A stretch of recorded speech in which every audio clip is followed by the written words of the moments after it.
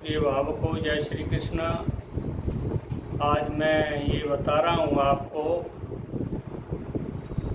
कि लक्ष्मी स्वयं घर में कब चली जाती है। देखिए,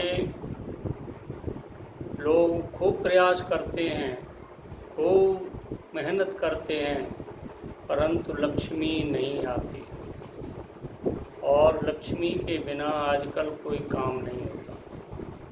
देखिए, धन जो है हमारे रोज़मर्रा के काम में आवश्यक है, इसलिए उसके लिए सभी लोग प्रयास करते हैं, फिर भी लक्ष्मी नहीं आ पाती है। मैं कुछ चीज़ें बता रहा हूँ, इनको आप अपने जीवन में उतार लीजिए।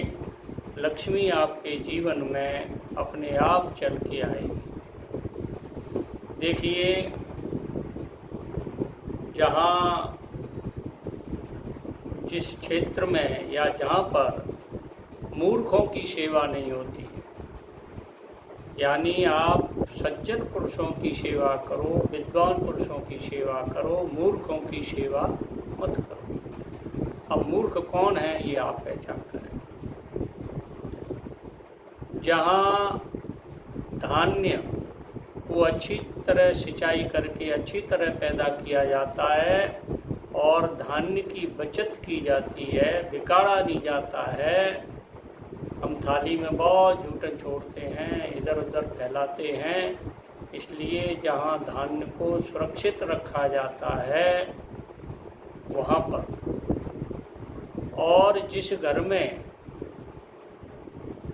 पत्नी और पति में कलह नहीं होता है, सबसे मुख्य बात यह है, जिस घर में पति पत्नी प्रेम से रहते हैं वहाँ पर लक्ष्मी अपने आप स्वयं चला के आती है। तो इन 3 चीज़ों का आप पालन करें।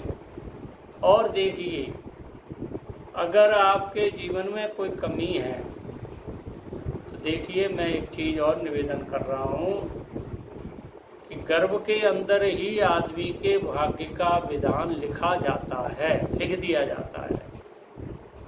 क्या क्या चीज़ लिख दी जाती है? देखिए, एक तो आयु, आयु मतलब उम्र, और आदमी को क्या कर्म करना है वो कर्म भी गर्भावस्था में ही संचित किया जाता है।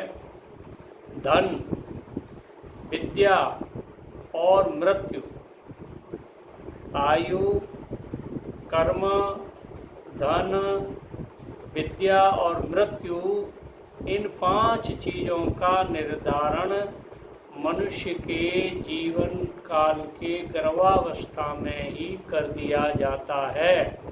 इसलिए मेरा आपसे आग्रह है कि जो वर्तमान समय है, जो जीवन है आपका, उसमें शुभ कर्म करिए ताकि आप पुनः जन्म प्राप्त करें तो आपके जीवन के लिए अच्छी बातें लिखी जा सके। आप अच्छा काम करेंगे, भलाई का काम करेंगे, किसी को परेशान नहीं करेंगे, अन्याय नहीं करेंगे तो आपकी उम्र भी बड़ी हो जाएगी, कर्म भी आपके अच्छे होंगे, धन भी आपको प्राप्त होगा और विद्या भी आपको प्राप्त होगी, और आपकी समय पर मृत्यु होगी, अकाल मृत्यु नहीं होगी,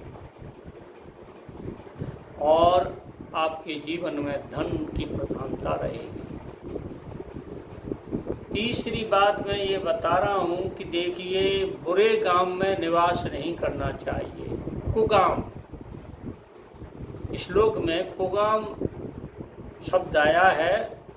उस मतलब कुगाम का मतलब वहाँ कोई न धर्म है, कोई नीति है, न आचरण है, कुछ नहीं है, सब फालतू की बातें होती रहती। ऐसे गांव में कभी निवास नहीं करना चाहिए। और कुलहीन आदमी की सेवा नहीं करनी चाहिए। कुलहीन 2 प्रकार के होते हैं। एक तो वो होता है जिसके कोई कुल खानदान में होता ही नहीं, उसकी सेवा नहीं करनी चाहिए।